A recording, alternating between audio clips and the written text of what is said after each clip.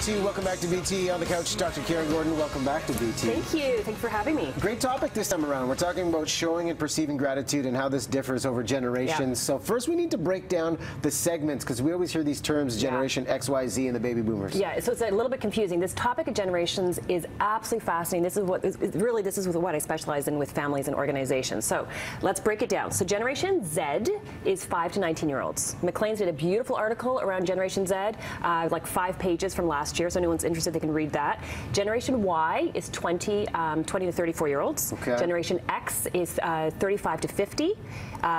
Boomers are, I'm looking at my notes, boomers are 51 to 69, and traditionals are 70 to 93. And everyone has their different set of needs, values. Absolutely. And so what's fascinating when you think about gratitude, so think about, you know, Thanksgiving's coming up. We're going to be sitting at that dinner table, having our turkey. We've got all 5 generations sitting around that table. It's absolutely fascinating how people perceive gratitude differently and what the lessons are that we can each learn. So let's start with Generation Y and Z.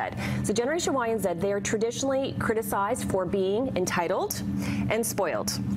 You can have that debate with your Gen Y and Zs at home, but one of the things that I find fascinating about those 2 generations is that they are the most socially responsible in history. They actually put, honestly, the rest of us to shame. They care about our recycling, are we being green enough, what are we doing to save the planet? So for families, that's the lesson that we can really we can learn from.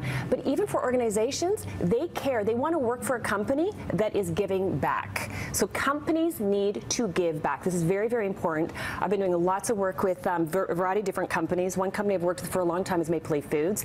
They really get this sustainability, feeding the country, helping to feed other people, and so they're actually donating 250 turkeys here to Vancouver, the Vancouver Food Bank, one of the groups that you guys had suggested, to feed 1,000 people here in Vancouver. And that kind of practical application is with what Generation Y and Z want. Okay, it's almost counterintuitive when I think about this generation, about the idea of giving back, when all you hear are these sentiments of this entitlement. I know. Well, this is one of the reasons why I like this topic, because it helps us to look at each generation and say, what can I learn from each generation?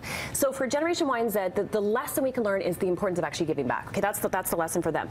For Generation X, so what do we care about, 35 to 50-year-olds? And I'm a Gen X, you're a Gen X. We care about balance. We care about slowing down and having dinner with our, dinner with our family, and really and having those meaningful conversations. There was one study that said 84% of Generation X say their favorite time of the day is sitting down and having dinner. And I've got twins, 8-year-olds, and I will tell you, I'm part of the 84%. I love, love, love having dinner with my family.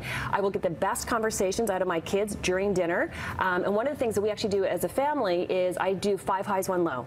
So I ask my kids, what are the 5 highs? What are your 5 things to be thankful for? And what's the one thing that wasn't so great? And I get the best conversation. But I get that over the dinner table. I don't get that if I'm in the car or if I'm actually, watching something online. And I like the questions that one parent say to me, the question they like to ask their kids is, what did you learn today that you didn't know yesterday? So you don't get those generic answers to get that dialogue going. So that's a great one. And then finally, baby boomers and traditionalists. Yes. So okay. So what are the things they really value? Their gratitude is on etiquette. So if you really want to, if you're sitting and having dinner at your turkey dinner with your family, you've got grandpa over here, you've got your younger cousins over here. You can ask your grandpa about how you be more socially responsible. He doesn't care about that. What he cares about is you to put the phone away, right? Have that eye contact and say please and thank you.